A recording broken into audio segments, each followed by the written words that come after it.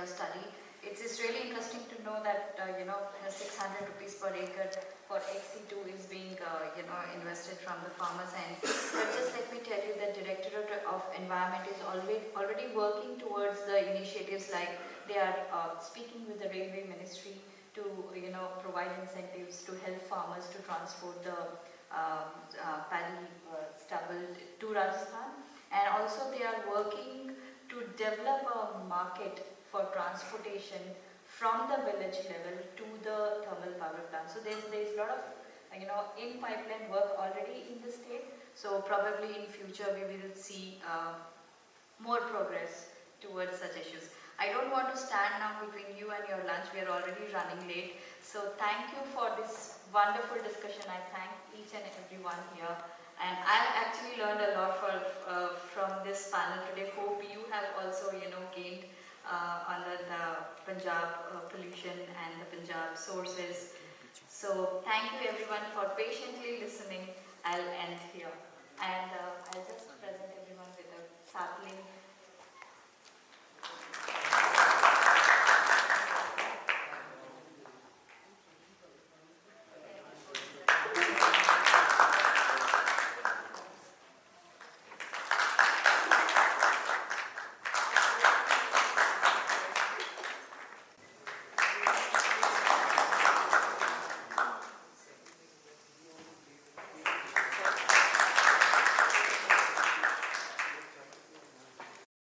Training session, and I would like to introduce our trainers. We have Mr. Ritesh Tripathi. Mr. Ritesh Tripathi for over 2 years is a member of the Technical Solutions team at Respirer Living Sciences. He specializes in building and supporting innovative technical solutions using the Atmos real-time monitoring network. He has a deep understanding of the device operations as well as the data API access and dashboard analytics. Ritesh has also been a part of dozens of air quality deployment projects across India and has been part of teams which have worked on field deployments and solutions using Atmos data. Ritesh has a Master of Science degree in Electronics. And second trainer we have with us Mr. Brikesh Singh. He has over 18 years of experience in campaigning for the environment, mobilizing people, communications and fundraising for non-profits. He has worked with Greenpeace and other NGOs in a number of roles in India and abroad. So over to you, Mr. Ritesh. Very good afternoon to everybody present here. And I would like to thank Dr. Pratima ma'am and Dr. Jay for having me here and for inviting me here. So I will mainly speaking about the low-cost sensors. So since everybody is aware of the low-cost sensors, how these low-cost sensors are capturing the market and how useful the data of these low-cost sensors are. And yeah, mainly I'm going to talk about this. And apart from just speaking, we will do some kind of hands-on activity on this. But before that, I would just like to present some of our work that we do. So our company name is Respirer Living Sciences. So we make air quality monitors. So the first question is, what is air pollution? Basically, I want this answer from you because everybody is speaking. So I just want this two-way communication. So is anybody who can speak about air pollution and what is the air pollution? What is the criterion pollutant and how hazardous they are? Can anyone answer this question? Simply, what is air pollution? Yeah. My name is Sahil and I am working as PhD scholar with PhD in biomedical. So, my job is in University. So, air pollution is when pollutants like PM2.5, carbon monoxide, actually these are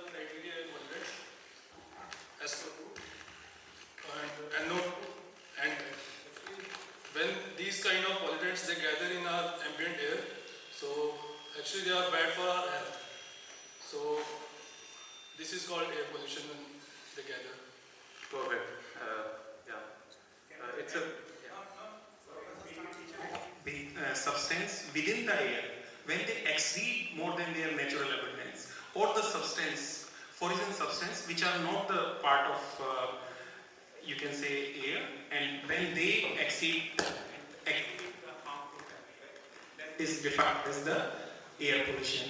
And probably you know that there is a difference between a pollutant and a contaminant also. yes. Right. Thanks, sir. Actually, yeah, this is a great definition for the air pollution. So air pollution is like a combination of some gases which is not good for our health, and they are categorized in few parts. So there are few primary pollutants, which is the nitrogen dioxide, then ozone, and all these things. Ozone is the second. But yeah, so there are particulate matters, NO2, SO2 is there. So yeah, how hazardous they are, I think everybody is aware of that. No need to speak about it.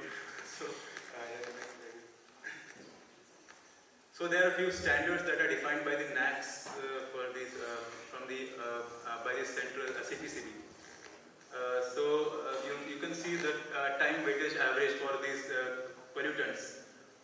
Their annual 24 hours and so here low cost sensor plays an important role. Is that the low cost sensor captures the data every minute, which like a reference monitor cannot. Minimum data capturing is like 15 minutes for the reference monitor, but EPA EPA is environmental protection agencies from the US have just just launched the reference monitor which can capture the data in a minute. So yeah, these are the all the NAC standard by the CPCB and for the all the pollutants. So for the PM 2.5, there are some standards defined by the EPA, Environmental Protection Agencies from US. The R square should be 0.70, greater than 70%. And there are few technical terms are given which only the the researchers or the other people can understand. But yeah, we can understand the R square. What is that? R square is basically the pattern that it follows. These standards are defined by the EPA for the reference monitor as well as the low cost monitors. So for the the reference monitor have high accuracy than the low cost sensors.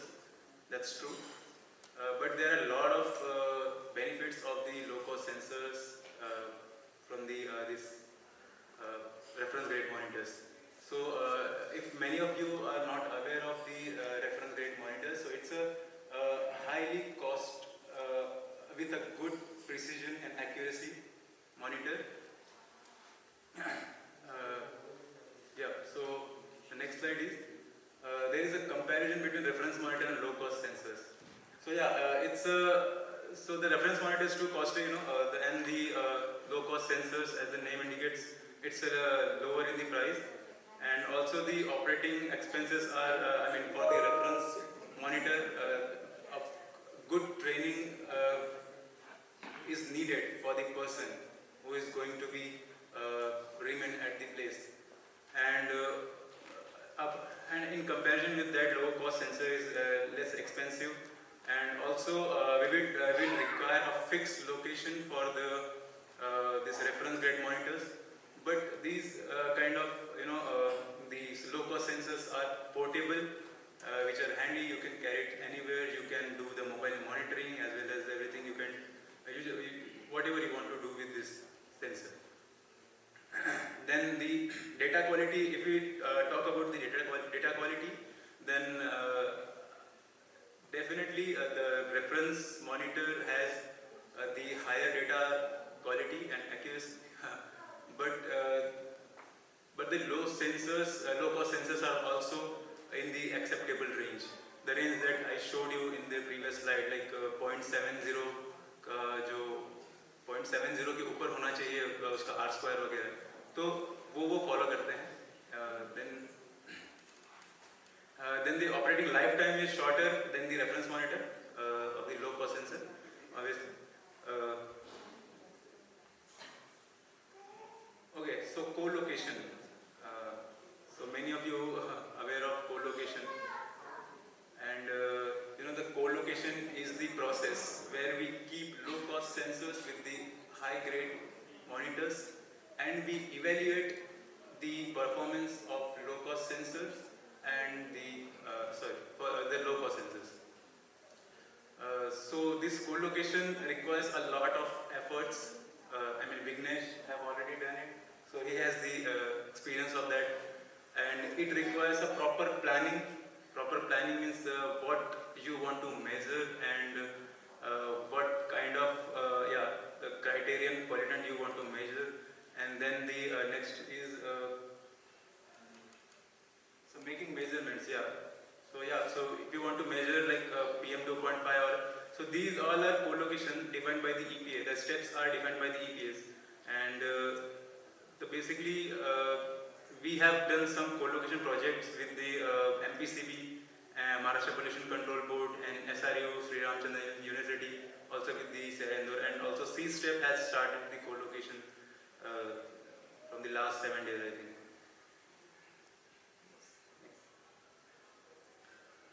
So what so far in the 2015 we have started as a non-funded company, and in the 2021 around we have deployed more than 10,000 monitors across the India as well as in the abroad.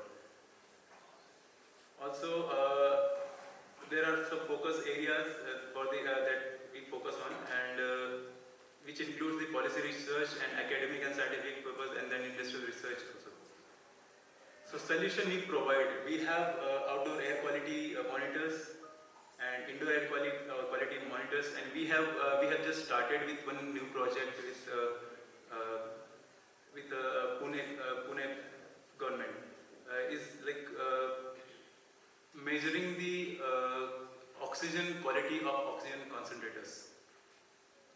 So so this is what we do. In the next slide, so this is the project we have done in collaboration with IIT Kanpur and with the IIT Bombay and IISc. So using these sensors, you can see the air quality sensors and some big data streaming servers. Then the rest of the parts it is done by IIT Kanpur Machine Learning and Data Access API. So in this project, we have deployed the monitors across 20 plus cities, and various results come out. You can see on the website.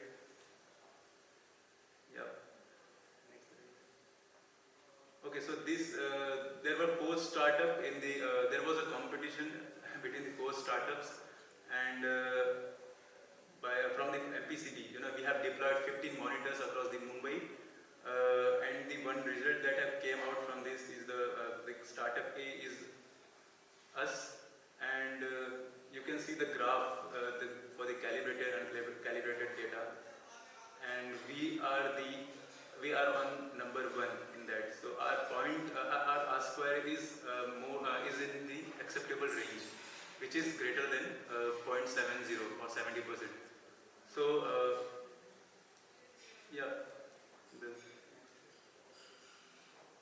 So solution we offered. So we have these kind of monitors which can measure PM value as well as the gas parameters. There are separate monitors for the gas parameter, but the depicted one is which can measure the PM 2.5, PM 10, PM 1. So we have this kind of fancy dashboard you can see there. We provide separate login for each and every customer, and this is a really good. You can in this single dashboard you can monitor your status of the instruments, as well as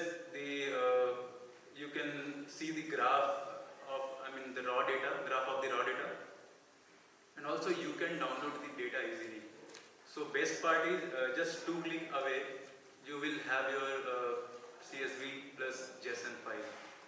So JSON file is for the for the scientific purpose, but for the normal people, the .csv file is available on this using this dashboard. Yeah, so this is all from my side. So I will not take too much time literally. So now we will do some hands-on experiment. With the low-cost monitors. Now we'll do some kind of exercise with that device.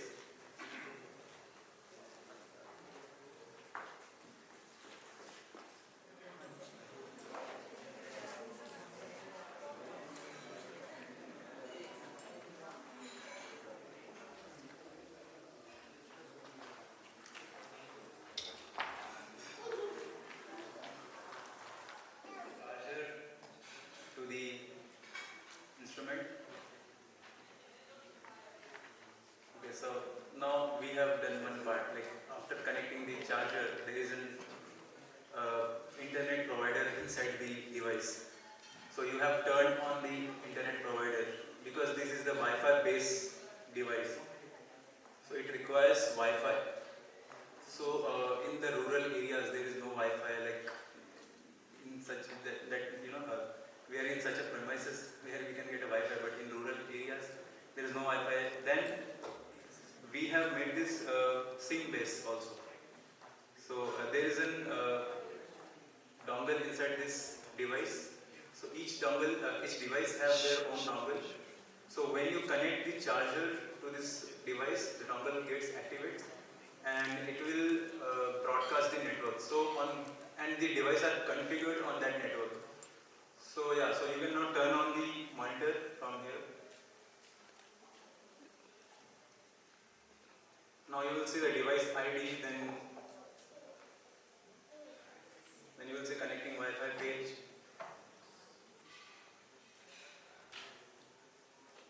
So this is the sensor inlet and outlet. So this is the sensor and this is the inlet and this is the outlet, from where it samples the air and count the diameter of the dust particles there. One is a charging indicator LED, and the second one has the two features. One, if it is not connected to the Wi-Fi, it will blink. And the second, it will change its color according to the PM level. So if you see on the back side of the device, there are categories given. So according to that color, the color is changed.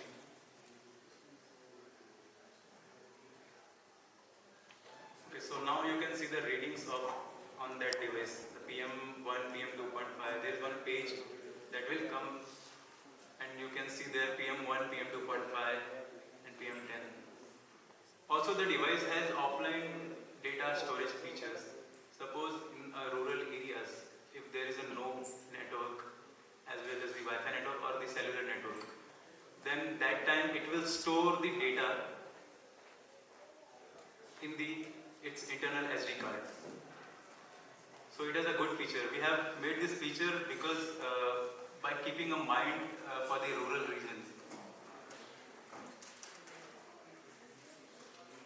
So you can just keep the monitor for 10 minutes on and keep watching it. You will see one panel which will show the readings of PM. So you will see PM1, PM2.5, PM10. Also the temperature, humidity and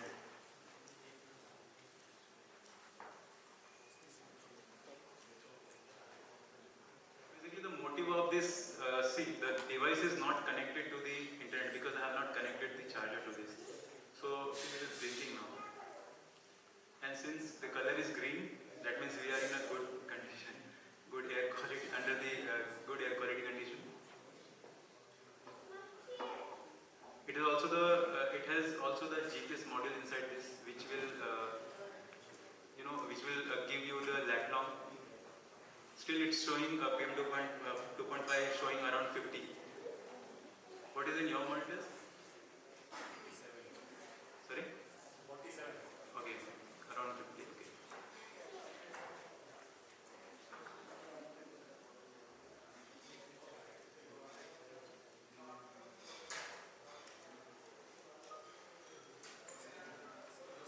So basically, motive of this session is like how handy the low-cost sensors are. It's a portable. You can take it anywhere where you want to measure the pollution levels and all. So yeah, we have also used this monitor for the mobile monitoring in the Delhi with the DTC government. Also, we are doing this with the in the Nashik with one of our clients.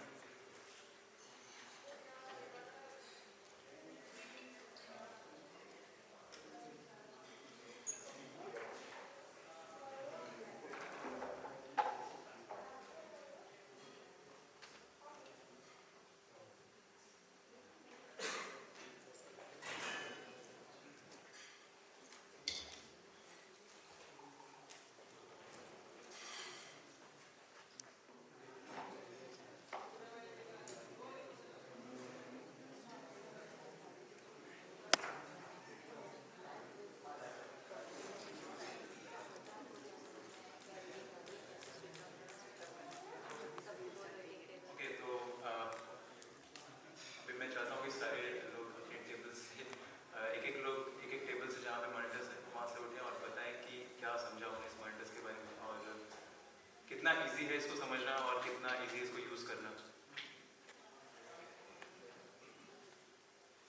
You can start from that corner. Yeah. Srikanth, as a resource person, volunteer someone to stand and help. Bakaru sir.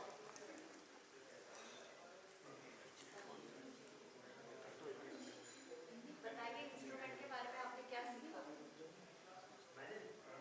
आपके group ने क्या सीखा बताइए थोड़े मुझे. Sensor based technology that you are using. The low end is PM particle matter sensor here. Then there is a What is the value of PM? 48. So we can check also. I was trying to do and check. Yeah, it's a good experiment. We can check it. If it's Yeah. changing the sense. Because people have criticism that I was seeing QMS which is of 1 crore and this is of 45,000. So what's the difference? Like, can I use this? So this is something that we are looking at. It is okay, it is easy and handy. And so I was like, okay, we connect somewhere on one build, store it and run away. That one will not will do.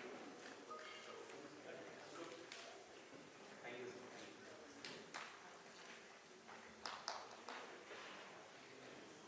Next. मेरा बंदा तो उत्ते बैठे सीगा. Good afternoon, I am doctor Tanveer.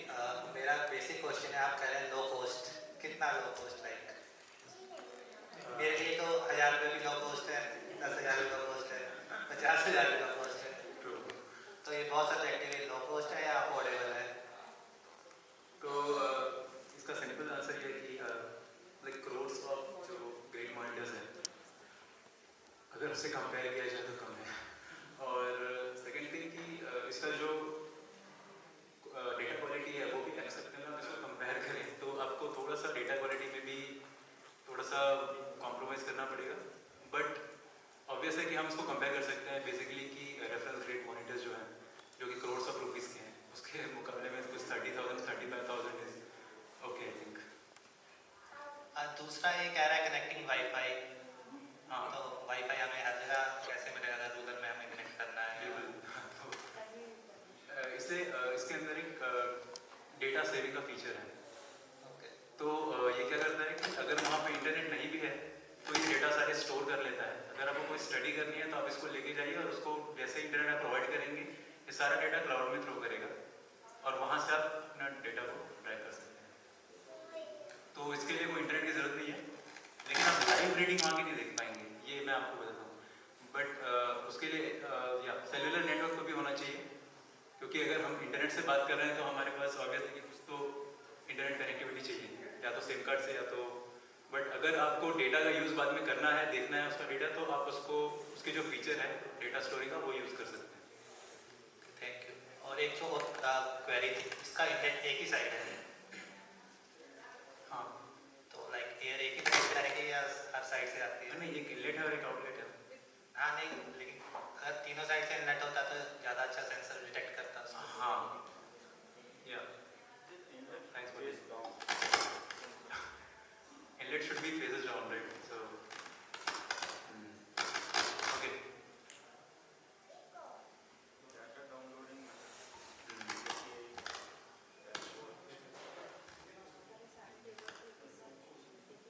Next.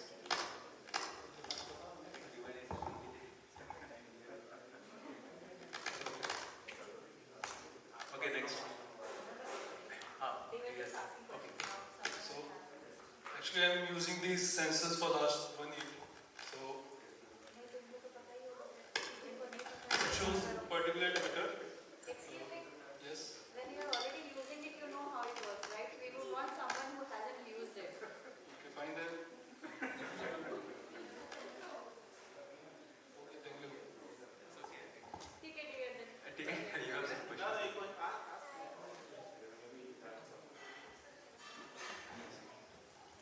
I have not used this sensor before, so I just want to know how can we retrieve the data later on. Suppose storage is there, data is stored there, and if we want to work on it and in our laptop if we want to have this data, how we can So retrieve we have a very good dashboard from where you can download the data. So you have to provide once internet to the device. This is the first thing. The second thing, you can download without providing the internet to the device.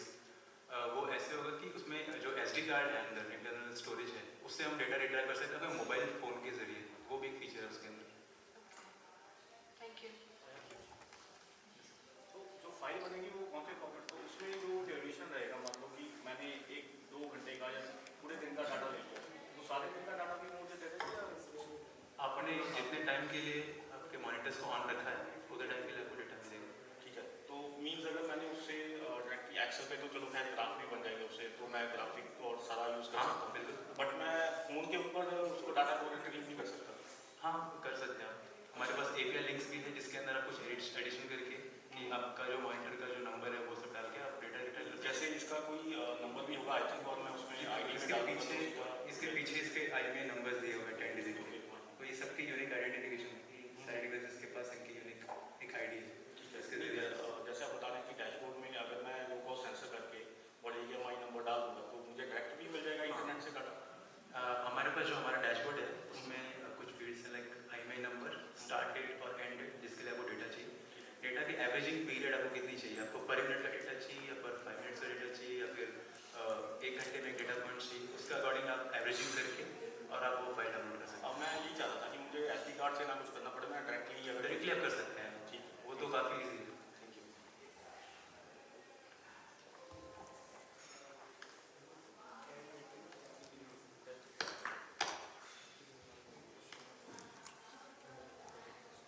Sir मेरा एक simple question है, मतलब जो colocation है मतलब वो क्यों ज़रूरी है? मतलब are you not sure about the data about? No, we are sure, but हम तो कुछ भी बोल के सेल करेंगे ना। हम तो बोलेंगे कि हमारा प्रोडक्ट अच्छा है, कौन बोलेगा हमारा प्रोडक्ट खराब है, बट आपको इवेल्युएट करना है कि क्या सच में अच्छा है क्या। Can we do the colocation with manual monitors? Manual monitors means RDS, FPS, which is using more frequently than reference gap because it's very costly, it's rarely available. Now we are facing आप अगर low cost monitor को low cost monitor के साथ में compare करेंगे तो उसका मतलब कुछ low cost, that is it is gravimetric method. Okay, filter paper. अच्छा वो, हाँ फिर वो तो है, उससे कर सकते हैं। हाँ बिल्कुल जरूर कर सकते हैं। The reference gate is not necessary. हाँ अच्छा, that is also reference monitors real time minute. Gravimetric you will get average value, right? So RST average होता है gravimetric. If you do it real time, that will be good because these instruments are sensitive to relative humidity. Yes, we can do that in certain Yeah. RDS. Yeah, you can do that. But basically what you are telling that average we won't get in that RDS. Yeah, you will get only one value. And only one value. That means we can't do same हाँ thing. We can do,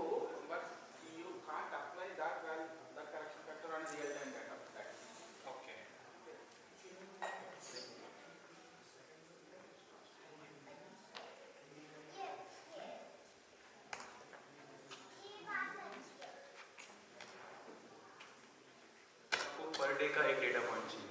तो basically आपको data कैसा चाहिए, आपको data को कैसा use करना चाहिए? मिनिमम क्या इस सेंसर का? 1 मिनट पर मिनट डेटा। पर मिनट। आपने कोई टेस्टिंग की है कि इसकी एक्यूरेसी कितनी है विद एनी एनालाइजर्स? काफ़ी सारे रेफरेंस मॉनिटर्स आते हैं हमारे कोलोकेशन में, जैसे कि SRU जो श्री रामचंद्र यूनिवर्सिटी है वो, देन साउथ अफ्रीका में काफ़ी स्टडीज हुई है, इनके ऊपर पेपर भी पब्लिश है। आप atmos.urbansciences.in पे देख सकते हैं कि काफ़ी सारे पेपर्स भी पब्लिश हैं और काफ़ी सारे कोलोकेशन प्रोजेक्ट्स हमने किए हैं। कोलोकेशन यानी कि आप एक हाई ग्रेड रेफरेंस मॉनिटर जिसकी एक्यूरेसी एकदम हाई है, उनके साथ में आप इनको रख के और जब आप इवेल्यूएट करते हैं तो वहाँ पे जैसे मैंने आपको एक स्लाइड में दिखाया कि MPCB के साथ में हमने वो जो प्रोजेक्ट किया है उसमें स्टार्टअप ए थे हम, और एक्सेप्टेंस रेंज जो है जो कि 0.70 होना चाहिए आज पर, उससे ज़्यादा हमारा 0.82 0.70 is defined by what? By the EPA, Environmental Protection Agency। अब जैसे इन सेंसर्स में ज़्यादातर जो इशू होता है वो है रिप्रोड्यूसिबिलिटी का। फॉर एग्जांपल आज we are doing it, I am comparing with some reference point, कितनी बार सेम वैल्यू आती है? व्हाट्स द रिप्रोड्यूसिबिलिटी इसमें कितनी है? कुछ आपने ऐसी टेस्टिंग की है? I think see this collocation is the experiment that we do for testing the precision and accuracy. What you are talking about reproducibility is nothing but precision. मतलब 10 sensors है तो 10 sensors should give the same value when you keep them together, right? Each time. Yeah. So there are two things, right? 10 sensors should give same value, right, or approximately same value every time. Every time. Okay, Yeah. so I think That is too different. Every time, Every time you can't say, because in this hall itself the pollution keeps varying. Okay, that's why you can't expect a constant value, right? That's why what we do is we keep all the instruments together and we will see whether all the instruments are giving the same value at a particular location. That is called precision testing. Okay, next is accuracy testing. You keep them next to a reference grade instruments like our beta attenuation monitor. Then we compare the data from beta attenuation monitor and these low cost sensors, and we will see whether these instruments are accurate or not. The 0.7 value what he is referring to is R-square value. Yeah, R-square tells you the qualitative match. It's not quantitative stuff, but it's a qualitative thing. Okay, the pattern that is being observed in your reference grade instrument and this low cost sensor is the same or not. Like that, when reference grade instrument is showing a peak, this low cost sensor is also showing a peak. When that is showing a trough, this is showing trough or not, you can see and you can evaluate based on the R-square value. But at the same time, there is another thing called bias. Okay, not the qualitative pattern. You need to compare the quantitative things also. Sometimes the R-square might be one, but the values from both the instruments may not be the same. Okay, that's for that we need to do a correction equation. We derive a relationship between the low cost sensor PM2.5 and the reference grade PM2.5, and using that relationship we always correct back the low cost sensor data if we observe any bias between reference grade and low cost sensor monitor. How often do you have to do the collocation? Yeah, we need to do this collocation on a periodic basis because these low cost sensors, the basic sensor that is there in the instrument, it can degrade. Okay, performance, its response can change over time. It can drift. That's why generally we prefer to do this collocation exercise on a periodic basis, like once in 6 months. At least a week or 2 weeks we do the collocation once in 6 months. Then it will tell you, okay, the sensors have degraded or the data quality is the same or it degraded, it drifted, something like that. is something calibrating or Yes, calibration also? yeah, it's a calibration also. See, because these instruments are calibrated in the lab based on synthetic aerosols. Okay, maybe PSL, polystyrene latex. Okay, but the characteristics, the microphysical characteristics or the absorption, radiative or scattering characteristics of those laboratory aerosols or laboratory generated particles is not the same as that of what you measure in the ambient. In the ambient or in the atmosphere, there is a lot of mix. Like you will get black carbon, you will get sulfates, you will get nitrates, you will get dust particles, silicon, all those things. That's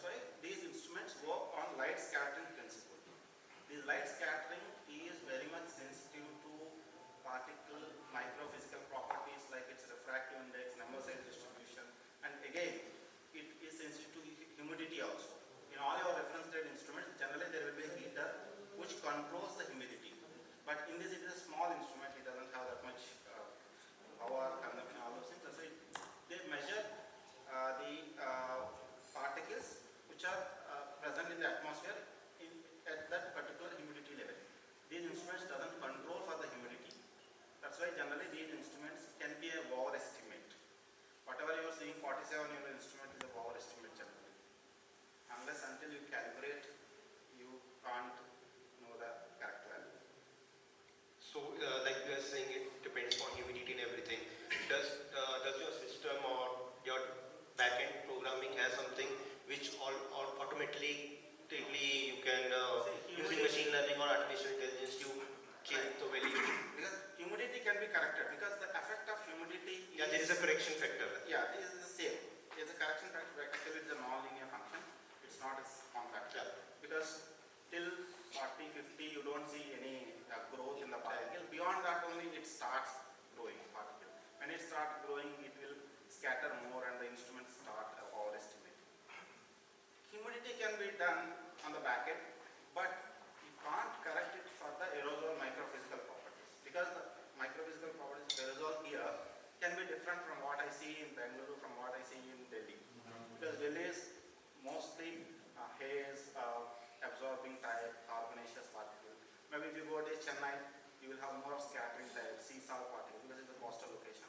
That's why its properties differ from place to place. That's why a calibration equation derived from for US or for some country, we can't use it here because our pollution mixture is completely different. Got it. You said it is based on scattering principle. Right. Like what?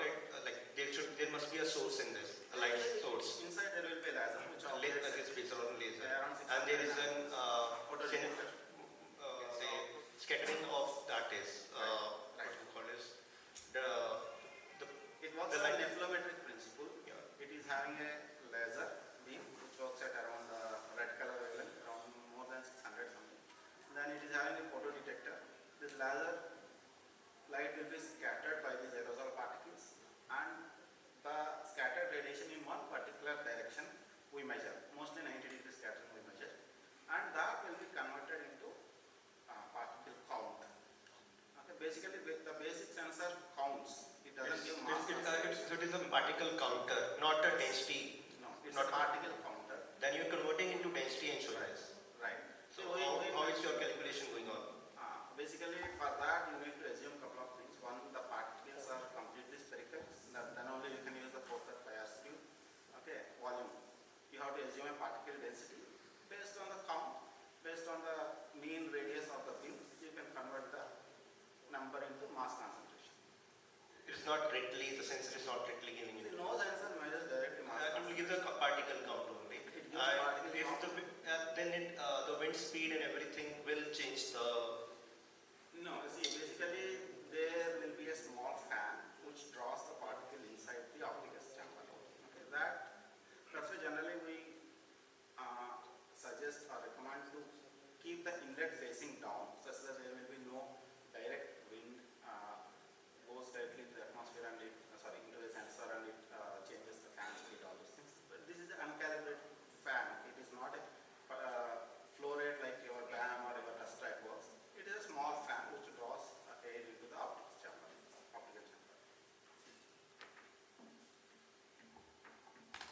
You have some on the data downloading part. You have some question, no? You have some question on the data downloading, right? See, there are different ways to download this data. If you connect this to internet through Wi-Fi or through SIM card, the data will be stored in the cloud server. Okay, one way of getting the data is through personalized dashboards. If you have a device, they will provide you a login ID and password. You can go and login ID and password and you can see your device there, your IMEI will be matched to your account and you can download the data. You can specify the averaging time. Okay, either you want it 2 minutes, 15 minutes, 1 hour, 24 hour, whatever, you can specify the averaging time and you can download the data. That is one way. Another way is using the API keys. You know API key, you know, right? In that can download in JSON format, you can download in CSV format. JSON format is Java notation. Okay? That is another way of downloading the data. Another way is like in the every instrument you have a SD card. You can take out the SD card and you can read. But generally they don't recommend taking out the SD card because you need to open the whole instrument to access the SD card. The instrument itself generates a Wi-Fi signal. If you take the instrument to your laptop, generate broadcast a Wi-Fi signal. By connecting through that Wi-Fi, you can access the instrument SD card and you can download the data. There are 4-5 types of data downloading procedure. By one way or other, you will get the data. And somebody asked for averaging. Every 1 second, it will give every 1 second because it's an optical based instrument. It's capable of giving 1 second data.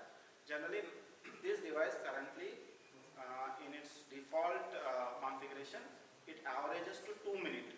Every 2 minutes you will get a data point. But if you go to the dashboard and you can configure, you can download data based on your required averaging time. So 15 minutes, 10 minutes like that, you can average and you can download the data. But the basic sensor gives at every 1 second. Generally we average it because the 1 second data we have a lot of noise in the data. That's why we average it to increase the signal to noise ratio. Thank you, Ritesh, here for organizing this. 2 questions. One, what's the life period of a single device? And 2, so I read it in some journal article that these devices generally monitor only one type of particulates like PM 2.5 and the rest PM 10 or PM 1 is actually like an estimator or a derived value. Could you please clarify that? Yeah. The first question is what? Life period of these sensors, you can say, the life period of the sensors. So, as Sir said, over a 1 period of time, the value get drifted. So, I think 1 year is the minimum, minimum like time period. जो उसका life cycle है, वो 1 year का तो है, at least. Yeah. The second one is like a PM1 and PM10 का जो है, I think Sir can clarify in a better way. See, basically the lifetime, you can do your collocation experiment and you can see the drift in the data. Basically, it will work, okay, but the response or the accuracy of these things over time they drift and they degrade. You can check by doing your collocation experiment periodically, you can do. Okay. PM1, PM2.5, PM10, there is no estimate or nothing. Actually, this instrument measures particles in 6 different size bins. Okay. There are size bins are there. Okay. In 6 different size bins, it counts the number, then it will be converted into mass concentration. Based on these bins, actually, you will get this mass concentration. PM2.5 accuracy or this thing is a little better compared to PM1 and PM10 because PM10 means they are bigger particles, they have a lot of inertia. This fan generally is not able to suck the bigger particles into the instrument. That's why PM10 generally will have a lot of uncertainty. When it comes to PM1, light scattering can't detect particles which are very, very fine. Okay. This instrument contains Plantar 5003 sensor. Its lower cutoff is 0.3 microns. Any particle which is less than 0.3 micron size, this instrument can't see because the light, it can't scatter the light. That's why it starts from 0.3 micron onwards detecting particles. That's why the first pin actually starts at 0.3 and your PM1 is nothing but less than 1 micron. Due to that factor, it is having uncertainty. PM2.5 is okay. PM10 again due to inertia of these particles, that channel will have some uncertainty. PM2.5 is reasonably good because even though the smaller particles, it is not able to detect, but these particles contribute very less to mass.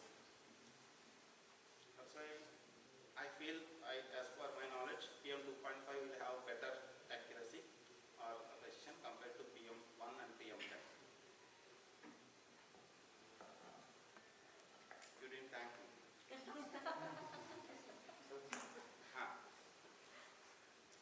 Sir जैसे कि sensor base है तो इसमें हम temperature भी देख सकते हैं, ह्यूमिडिटी भी है. Basically, this is a particulate matter sensor. For temperature and humidity, there is another sensor which is installed in the. My question is कि अगर इसमें से एक भी सेंसर खराब हो जाता है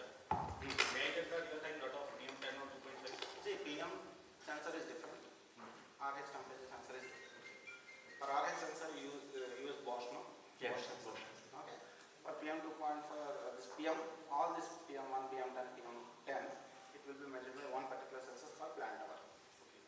Everything is ceramic only.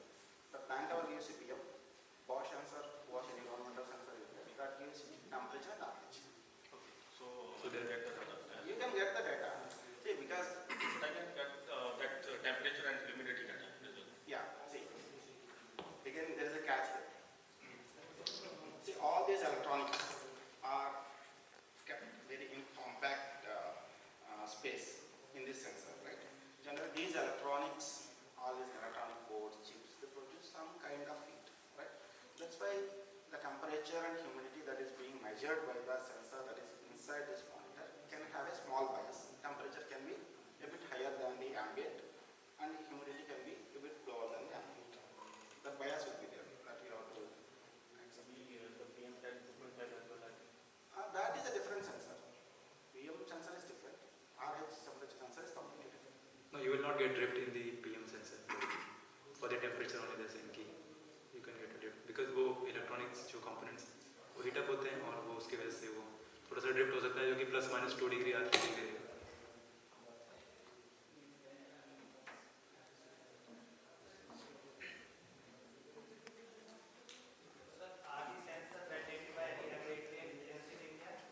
Sorry?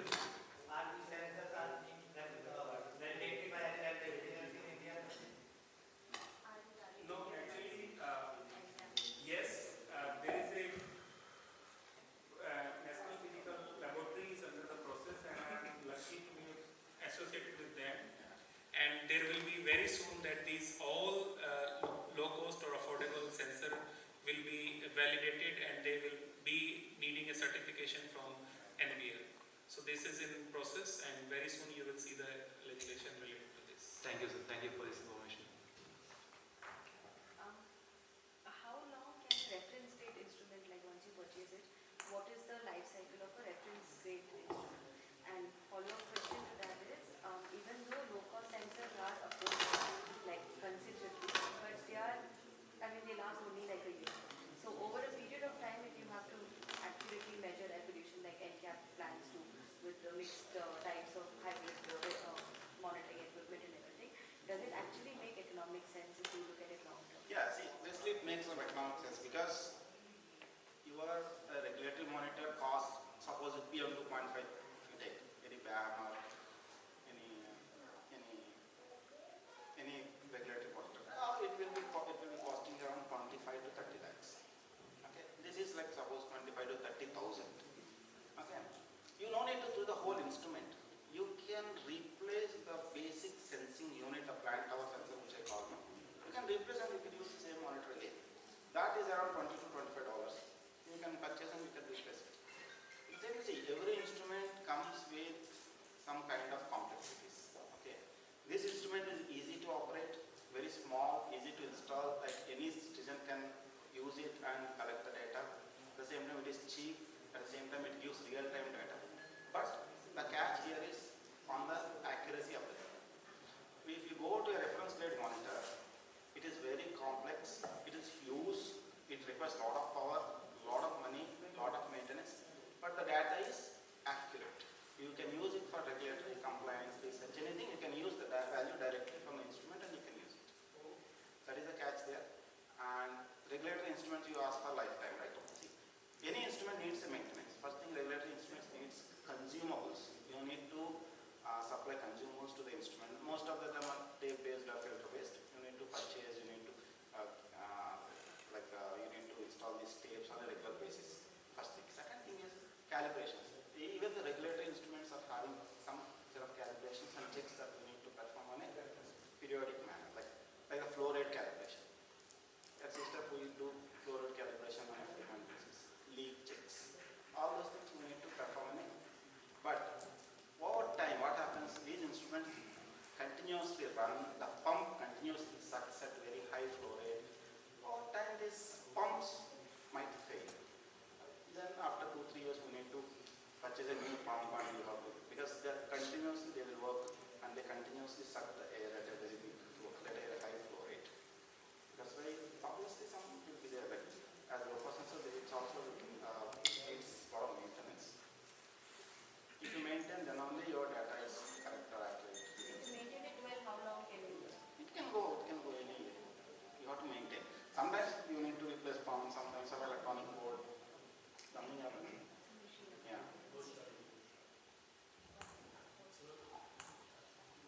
the sensors which are already there in field, do they need any servicing after some fixed interval? You are talking about low cost sensor? Yes, sir. No, you need to check yourselves, okay? Because these are low cost sensors, they don't tell you that I am wrong. Okay, you need to bring them, collocate them with the reference grade instrument. You need to see, oh, there is a lot of drift in the data. Okay, initially the bias is only 10 micrograms, now the bias is 50 micrograms, sometimes the bias behaves random. Okay, all those things you can evaluate by doing a collocation experiment. Then only you can tell, okay, initially these sensors might go very well with the reference grade instrument data. Maybe after using for 6 months, maybe the data doesn't even match qualitatively, quantitatively. At that time you have to throw, you can't do, because this is a very small compact sensor that you can't do everything. Sometimes we do some compress where we blow into the instrument to see if there is any bigger particle got stuck in the path of the air, all those things we do. But generally we have to inspect, you have to do your own experiment to conclude that your sensor has failed or malfunctioned. It does nothing, the instrument does nothing. So we need to collocate after every year or? Yeah, maybe like 6 months once.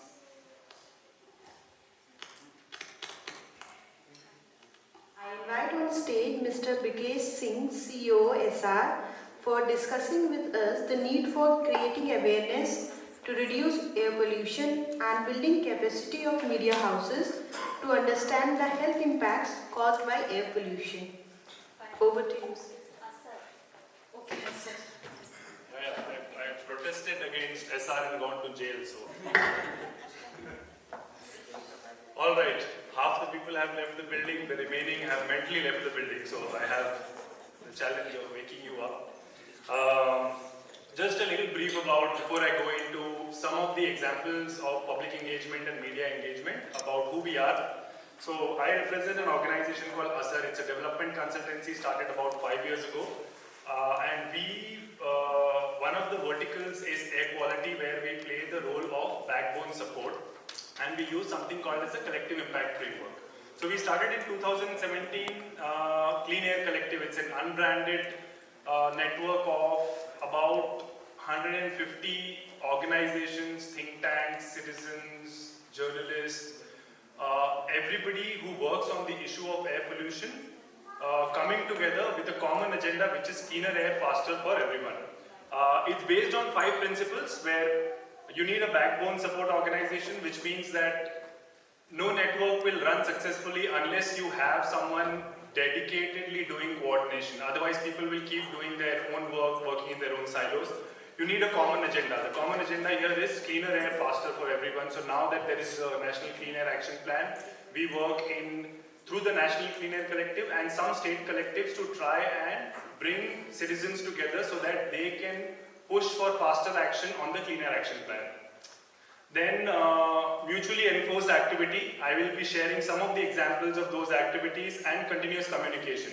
So this is also the role that we play as backbone support, which is there's a WhatsApp group where there are no good morning or happy birthday messages. We only use that to share information and updates related to air quality. We have a mailing list where on a daily basis we share news digests on air quality, on what is happening. Next slide.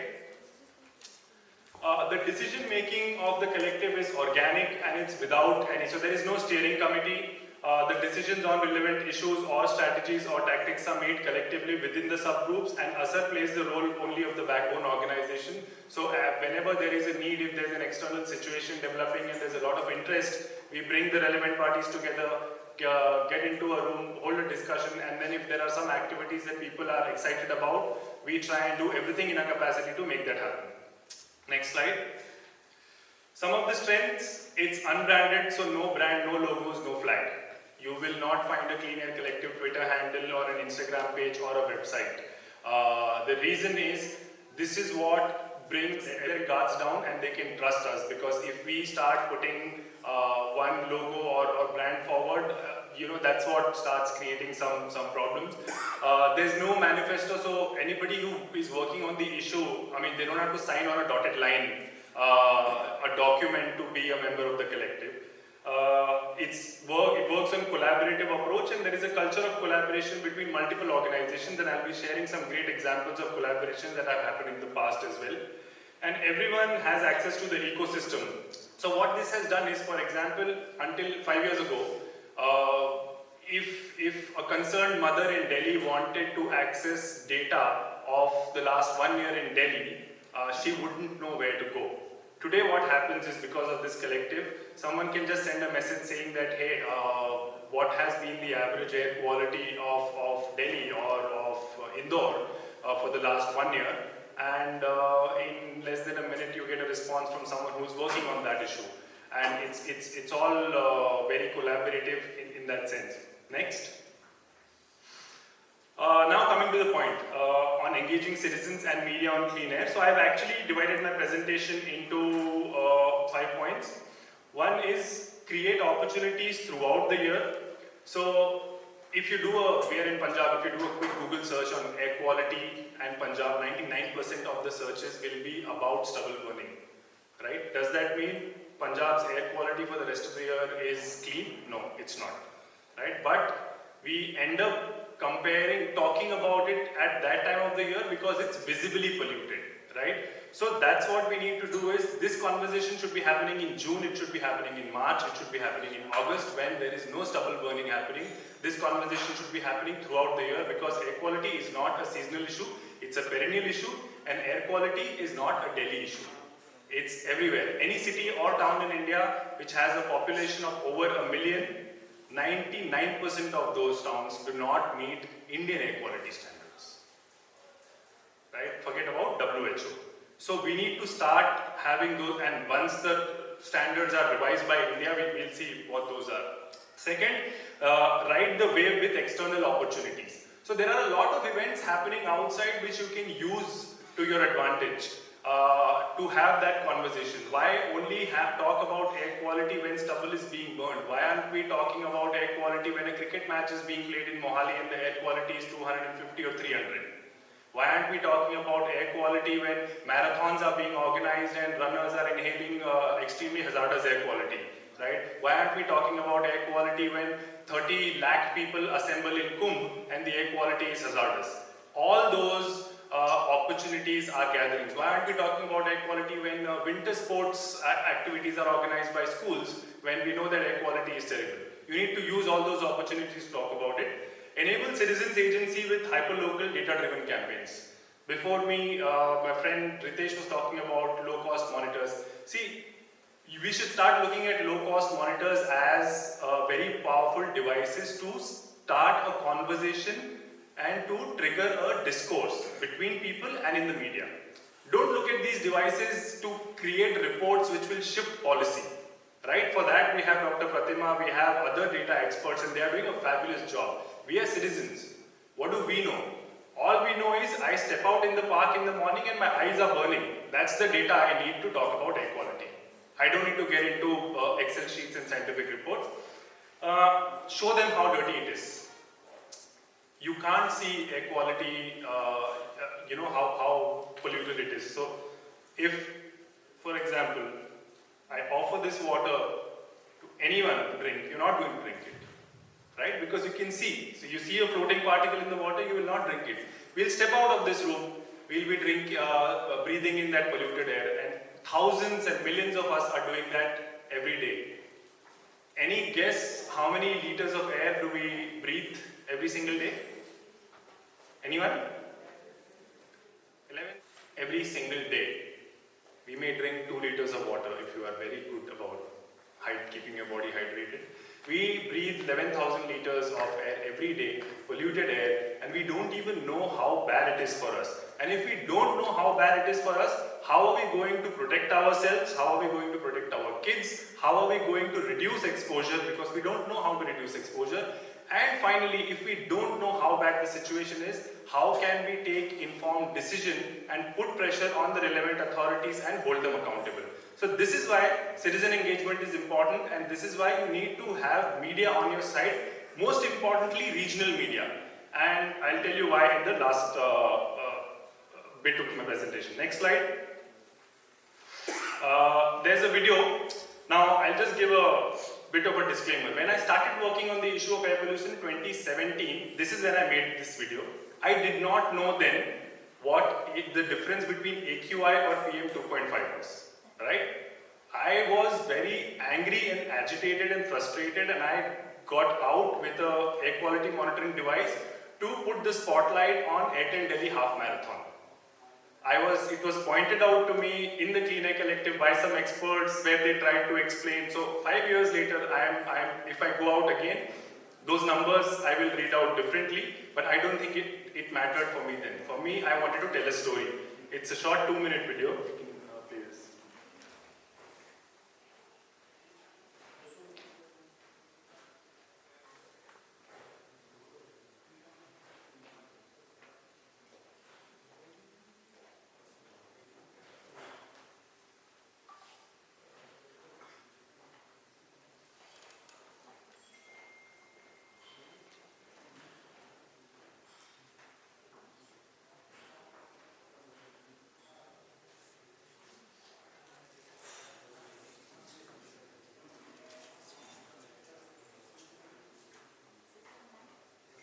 Okay, no issue. We can move on to the next one. I'll tell you what the video is about.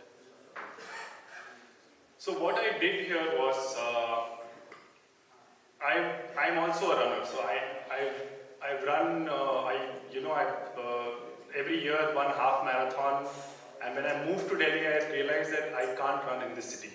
And then I was extremely angry because I moved to Delhi to work on air pollution in June 2017. October 2017, there were preparations going on for the Airtel Delhi half marathon, and I was like, this is criminal. About 25,000 people had registered. They will be running in this extremely bad air quality. So I went out with that handheld device at 6 a.m. in the morning at the starting point, Jawaharlal Nehru Stadium, and then we had a couple of other friends from the collective, this organization called Purpose. They rented a video camera. We stopped at the entire marathon route at 6 junctions. We noted the air quality. It was recorded in the video. We handed it over to NDTV. NDTV played it. It got about 200,000 views on their Facebook page. They played it on their on the channel as well. What that did was, it started a conversation on the issue of air pollution around a topic which was never done before. They were talking about responsible sports. 5 years down the line, 4 years. Last year, if some of you may have remember, when the cricket match was happening in Firozshah Kotla and some of the Sri Lankan players were vomiting on the field, and then there were visuals of people practicing wearing masks. Saurav Ganguly made a media statement saying that next time if we have to organize cricket matches in northern India, we will be considerate of the air quality. That's what it does. When you start looking at important external events and start talking about it. Another example was Mr. Khairwal sir spoke about blue skies during, there were all these examples of dolphins walking on the streets and Himalayas being visible and nature is recovering. You could see blue skies in so many parts of the cities that people had never imagined.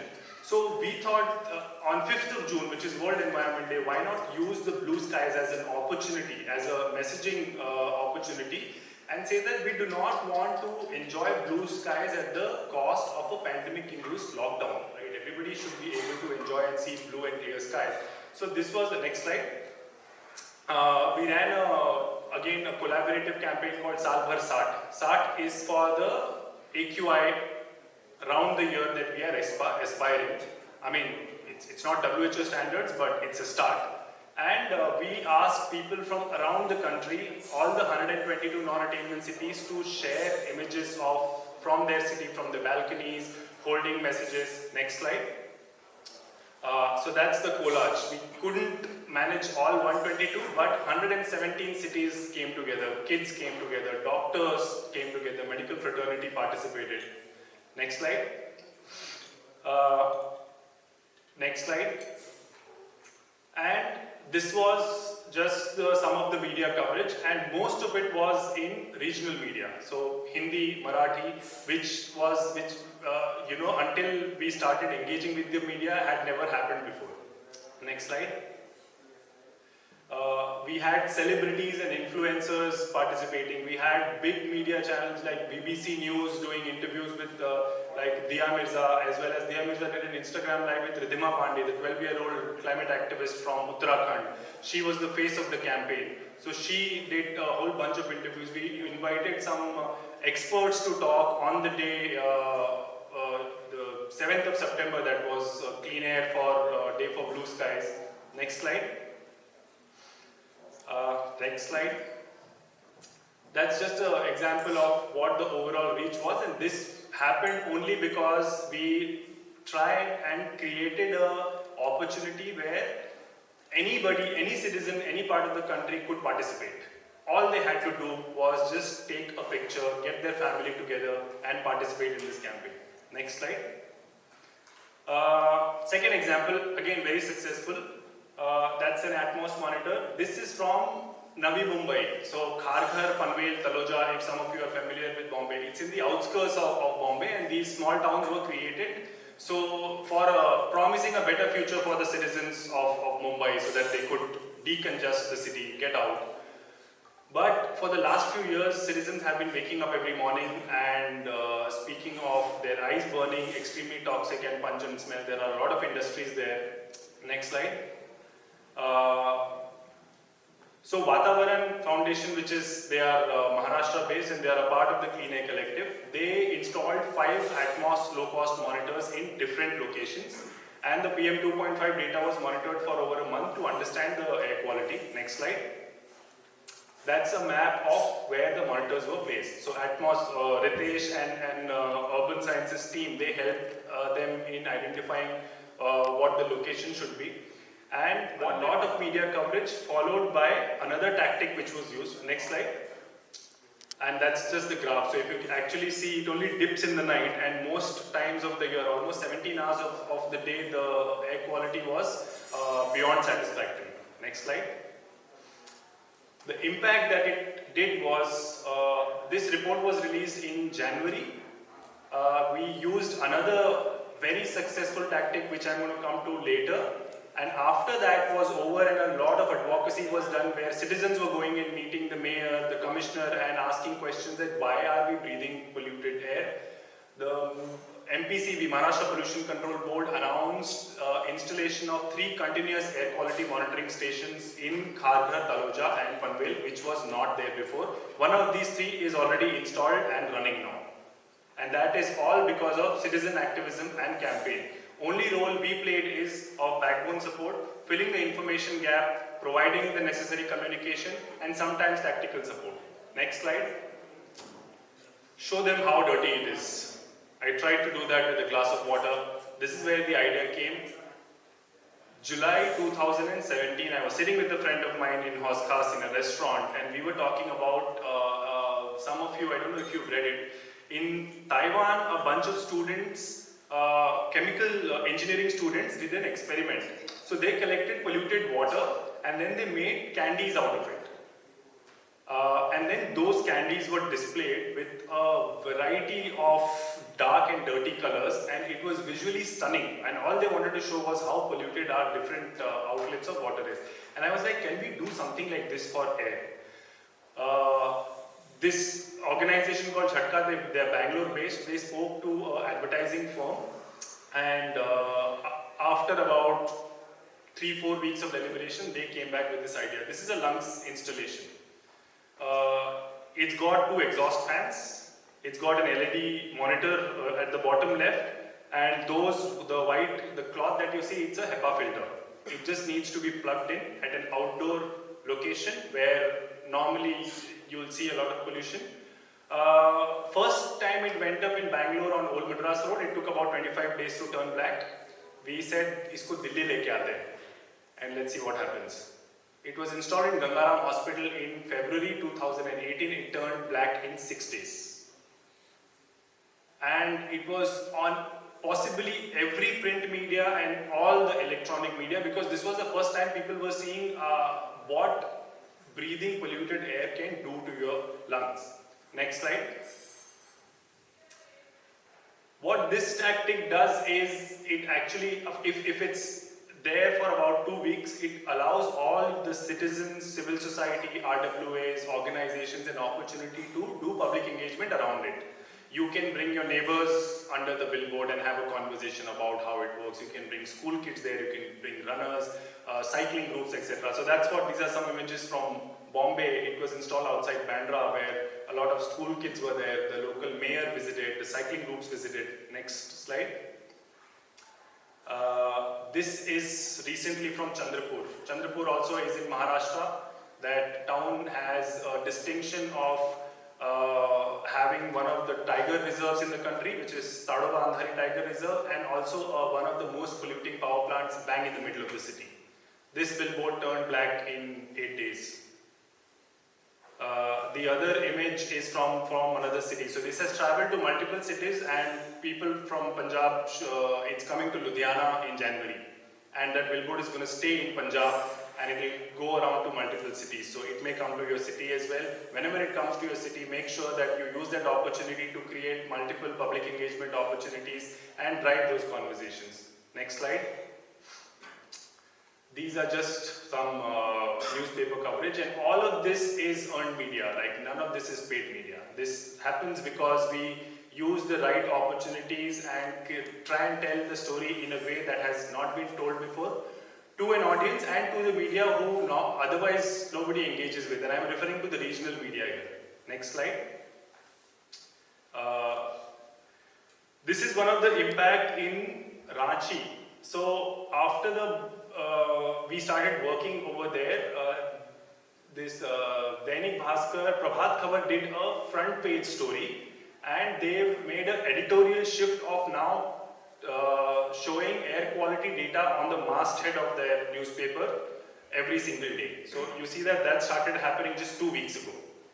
And this has happened because of the work that has happened over the last 8 months. Pratima and C-Step has been working a lot over there.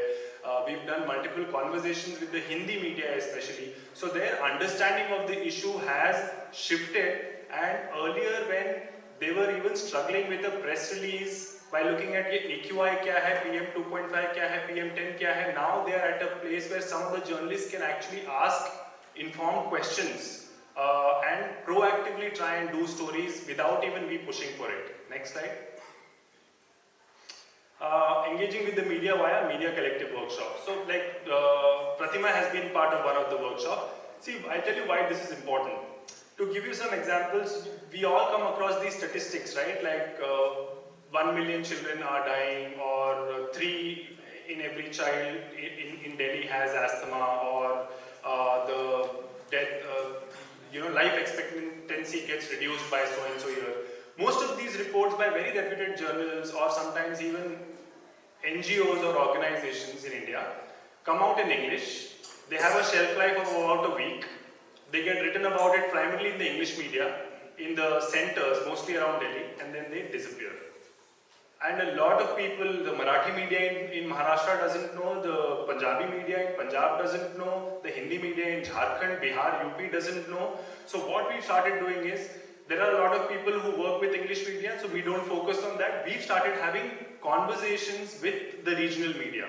We bring down an expert and have 2-3 hours of conversation, like one of the conversations where Pratima completely broke down to the Hindi media in Jharkhand how they should read data, how they should decipher it, what are the different sectors that pollute the air. And we have seen the shift in coverage and the regional media discourse in Maharashtra, in Jharkhand, in Bihar, and in Punjab as well.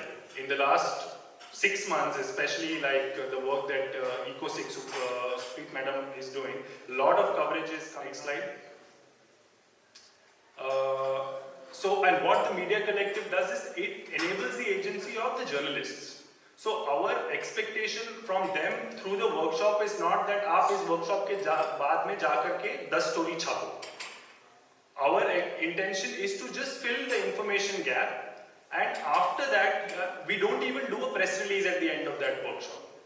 What we started seeing after every workshop is 2 days later some journalist is going to call saying that मेरे को कोसी का जो floods हो रहा है बिहार में उसका climate change related क्या connection है उसको लेकर के story करना है.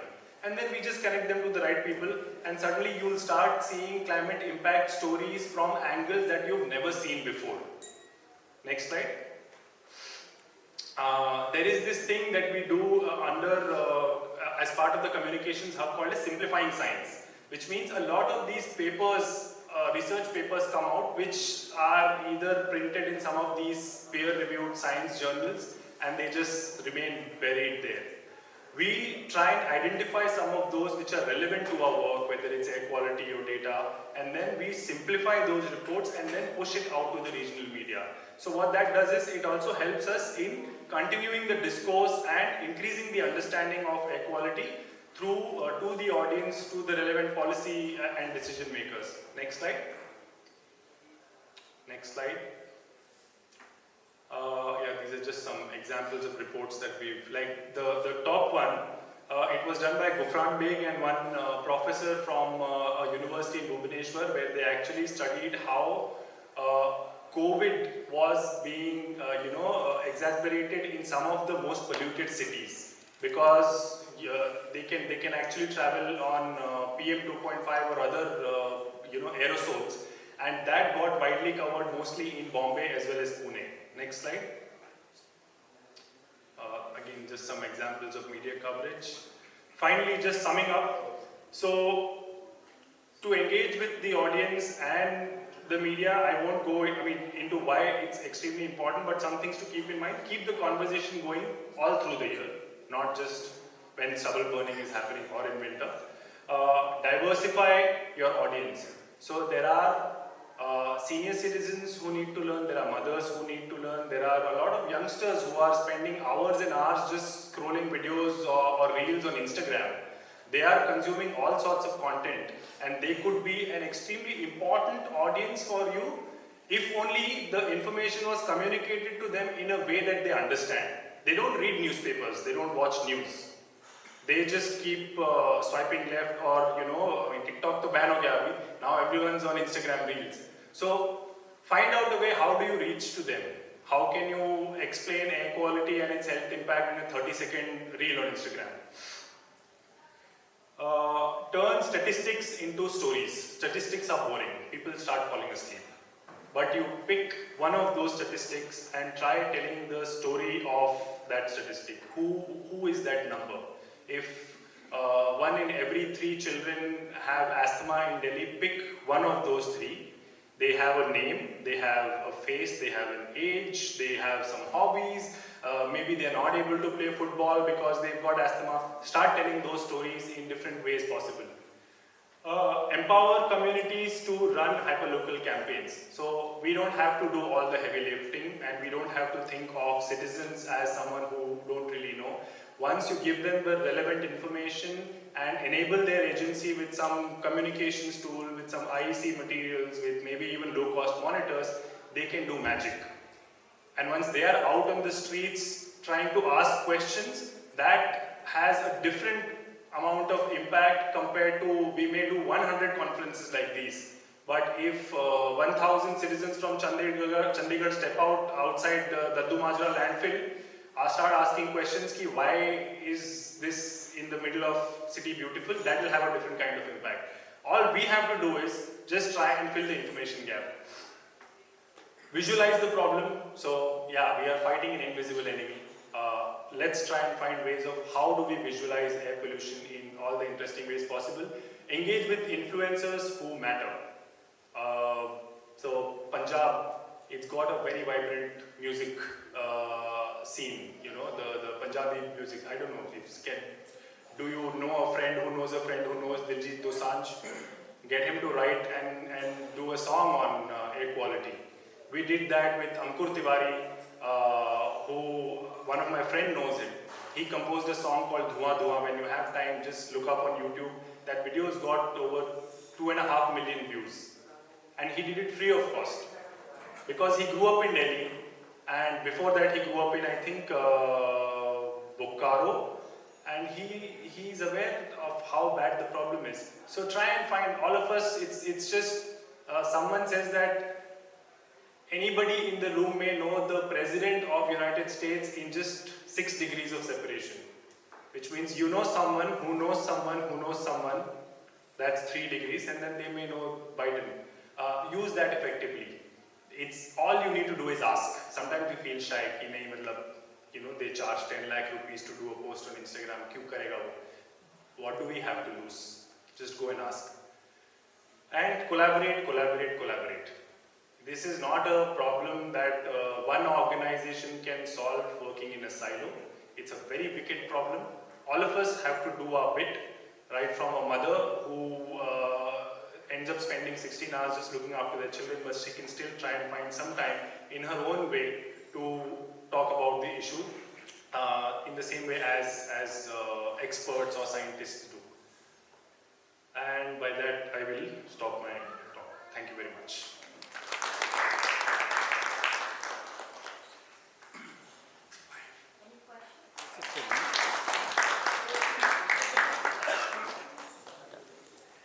Thank you, Brikesh.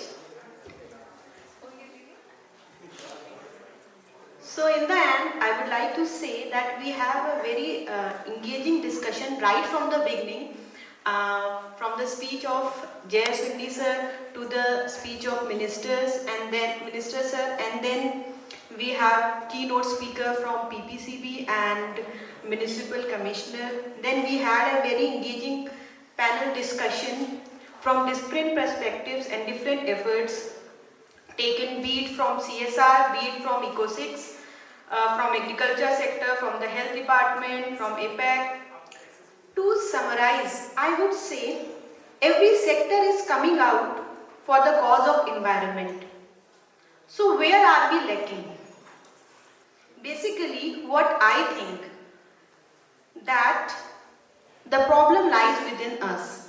So we as individuals, when we go back home, let's just check out plans, let's just make some plans, some points that how we can contribute for making environment clean, in turn making our skies cleaner, not only for Punjab, but for all skies over our heads. And then next time when we meet in this conference, like or only on this platform, like for air pollution, we should share our contribution that we did in last 1 year for making our environment cleaner.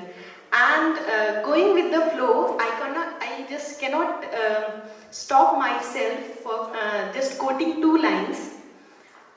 मंजिल मिल जाएगी भटकते ही सही, मंजिल मिल जाएगी भटकते ही सही, गुमराह तो वो हैं जो घर से निकले ही नहीं. With this, in the end, I would like to thank C-STEP for organizing this conference, Dr. Jay Swindi sir, Pratima ma'am, Shrikant sir, then Mr. Vignesh, then from my CPTL family, starting from Seetal sir, he has helped in everything, and my whole family of CPTL, whenever I required anything, everyone was there.